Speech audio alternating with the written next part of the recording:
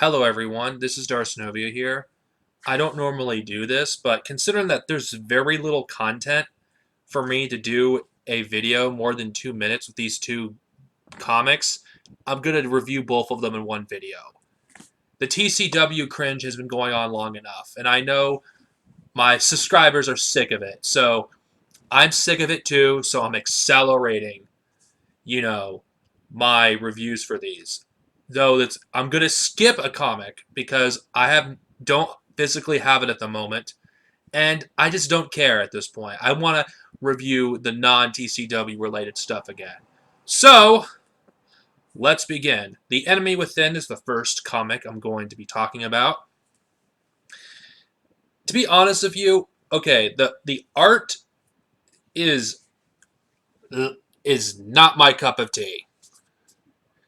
I know everyone has their own people have their own preferences, but I'm not a fan of the art style.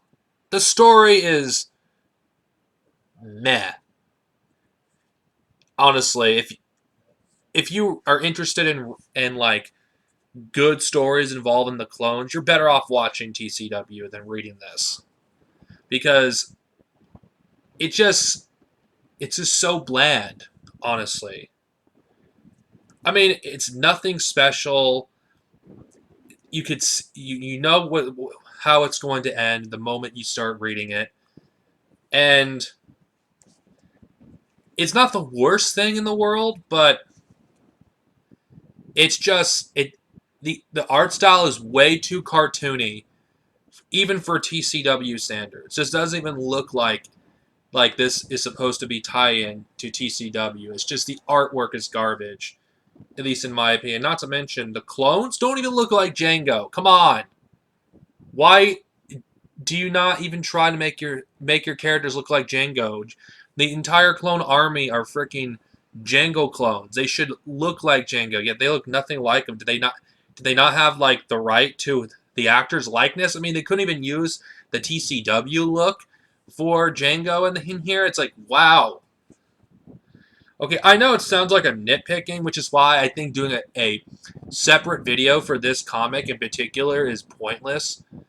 It's just, it isn't very good, to be honest. It's completely forgettable, and I don't think it's worth checking out.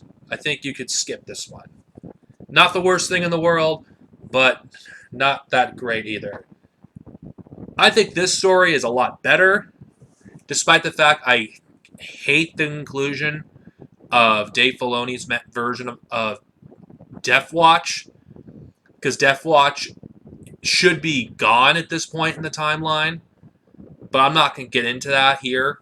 What I think of the Dave Filoni changes. But what do I think of the story? I think this story is not too bad, to be honest. Actually, it isn't anything special, but this was the last one to be released, as far as I know.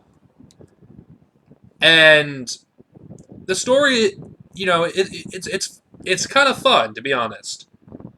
You know, it focuses on a clone trooper that thinks he's force sensitive, though it's kind of, you know, left ambiguous if he truly was, force sensitive. Again, there's some complaints I do have of the previous comic, like the character designs for the clones don't look anything like Django, but whatever. But I think the art overall is pretty good, honestly, which I'm surprised because, the art for majority of these comics are either, go from bad to barely average. This may be a turnoff to some people, the art style, but I don't think it's that bad. I think it's decent, honestly. I think the character designs, for the humanoid characters, they look all right, but I think the backgrounds, I think, look pretty good. Now, and it has that cartoony, look that TCW, is known for. And this does feel like it does, is trying to replicate the look of TCW, which I think is a good thing. So, what do I think of this story? I think it's decent. It isn't bad. I If you can find this, I would recommend it. I mean, it isn't anything special, but it's one of the better ones of these comics. Now, since I've reviewed pretty much all of these at this point, where would I rank this?